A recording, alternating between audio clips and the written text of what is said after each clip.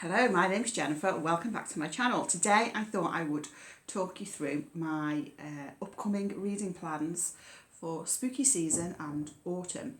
Now, up until about 3 weeks ago, I didn't really have many books planned. I had two, I think, books that I had been holding off reading because I wanted to read them in October.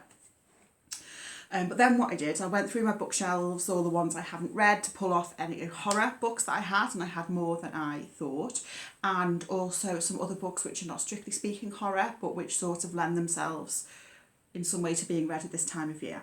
I also have done a lot of library ordering recently, so I've ordered a number of horror books from the library, and then I've also got a couple of books that I'm planning on rereading over the next couple of months, because they have, I think, an autumnal feel about them. So first up, the main book that has been in my plans to read in October is Dracula by Bram Stoker. Now, I am slightly nervous about this because this is a book that I have tried to read, I think, a couple of times over the years, and I've never got very far with it. I think there's something about the framing narrative that just puts me off. But I am going to try and persevere this time around and see if I can get into it. And then the next book that I've been holding off reading, because now is the appropriate time to pick it up, is The Legend of Sleepy Hollow and Other Stories by Washington Irving. Pleasingly, these two, which are both charity shop finds, are both in the same edition. So this is a collection of essays, stories and sketches. Annoyingly, on the contents page, it doesn't specify what each piece of writing is. And The Legend of Sleepy Hollow, obviously the most famous work, is actually the final piece in the collection. So what I might do is start with The Legend of Sleepy Hollow and just see what I feel like from there. I might not read the whole thing, I might just pick and choose from it. Okay, then in another charity shop find, in two separate charity shops, I found two James Herbert books. So we have The Fog and The Rats. I have read one James Herbert book before, I can't remember what it's called. I thought it was okay, but I think these two are his most famous, aren't they? So I feel like I'll probably pick up one or other of these in October. I'm thinking maybe The Fog just appeals to me a bit more, because The Rats might be too scary, but we'll see. Okay, next up, one that I'm very much looking forward to. This is Whisper by Chang Yuko. This is a Taiwanese novel, translated from Chinese by Roddy Flagg. I picked this up when I was in Edinburgh for my birthday earlier in the year, and this sounds excellent. So I'll read you what it says. It says, "Victims all describe hearing a voice before they die gruesomely. Sometimes it's singing an old Taiwanese song, sometimes it's in Japanese, and sometimes it's an anguished call for help from a loved one. Can Wu Xing, a degenerate taxi driver in Taipei, hunt down the source of the voice that killed his wife before he becomes the next victim?" Sounds excellent. Then I have The Anomaly by Michel Rutger. This is a book that I own because I got sent it in a subscription box like a few years ago. It's not the subscription box that I get now, it's an old one that I used to get a while ago. So in this book, a TV crew arrive at the Grand Canyon searching for ancient treasures hidden deep within a rumoured cave. But before long, the team's elation descends into a nightmare as they become trapped within the cavern's dark passages with little possibility of escape. I've never actually heard of this before, but we'll give it a go. Okay, the next three books are books that I picked from my shelves, which are not horror. The first two both have the word ghost in the title, so I thought now would be an appropriate time to read them. So Death of a Ghost by Margery Allingham. So this is a crime novel, and so this famous painter has died, and on his death he leaves 12 sealed paintings to his wife, to be opened one each year after his death before a carefully selected audience. And on the unveiling of, I think, the last of these paintings, a brutal stabbing occurs. Sounds interesting. Next is The Ghost Factory by Jenny McCartney. So this is something quite different for me. This is another one I was sent in that subscription box I used to subscribe to. So this is set in Northern Ireland, I think in the 90s.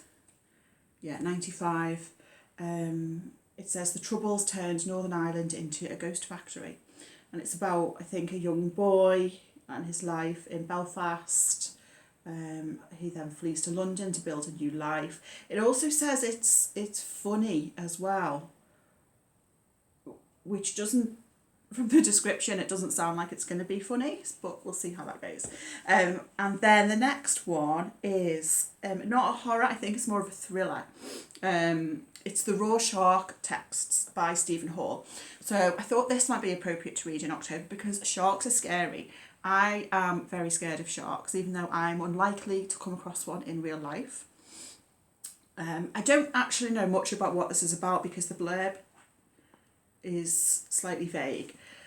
But at certain points in the book, you have like a shark, like a picture of a shark, but like made out of words. I don't know if that's going to come up on camera, which is interesting.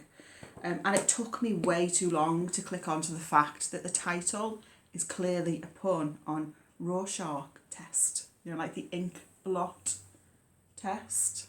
Yeah. Okay, so right, next, some library books. So the last video that went up was some horror recommendations, and in compiling that video I decided that I wanted to reread two of the books that I recommended, so I got them out of the library. So we have Under the Skin by Michel Faber. This is a story about a woman who is driving around and picking up male hitchhikers. And The Midwich Cuckoos by John Wyndham, which is about the village of Midwich, where all of a sudden all the women fall pregnant. Looking forward to those rereads. Next, it's not October without some ghost stories. This is the Mammoth book of ghost stories, of modern ghost stories. So there's over 40 stories here from the likes of Philip Pullman, Daphne du Maurier, Ray Bradbury, M.R. James, Arthur Conan Doyle. I might not read all of these as like over 500 pages, but we'll see how we get on. I do like a short story. I think ghost stories lend themselves very well to the short form. Talking of short stories, on order from the library, I also have a new short story collection by C.J. Tudor, which is called A Sliver of Darkness. It's 11 stories of the macabre. So that sounds good. That is, I think, comes out in September, and I am either first or early on in the queue for that one. C.J. Tudor is an author whose books I will always get out the library when she brings a new book out.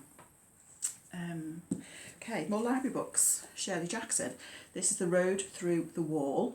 I haven't actually heard of this one before, but this, I think, is set in like a small town or a village, and it exposes the murderous cruelty of children and the blindness and selfishness of adults.